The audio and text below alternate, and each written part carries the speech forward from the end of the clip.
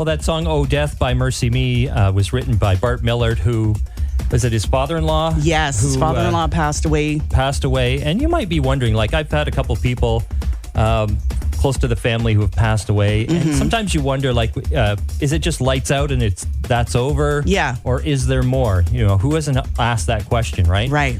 And I thought, you know what?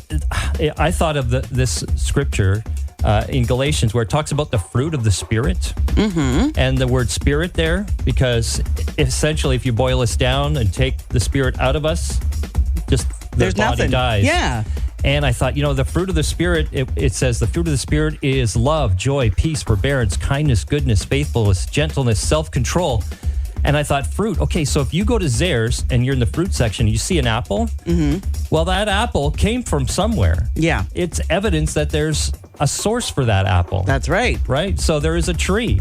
So if you've ever experienced any fruit of the Spirit, it's just a sign that there's a source for that.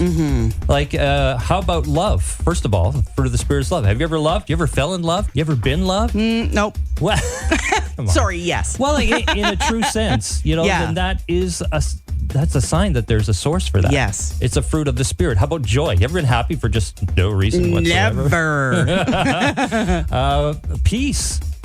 You're just calm and you should be freaking out. Yeah. Kindness, goodness, faithfulness, self-control. Have you ever said no to something when everything else said yes?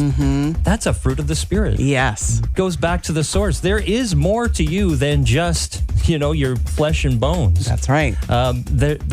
Because you see the fruit, it's evidence of the tree, which is the Spirit, and it comes from God. And that's why Paul said in 2 Corinthians 5:8, we're confident, I say willing rather to be absent from the body, but to be present with the Lord.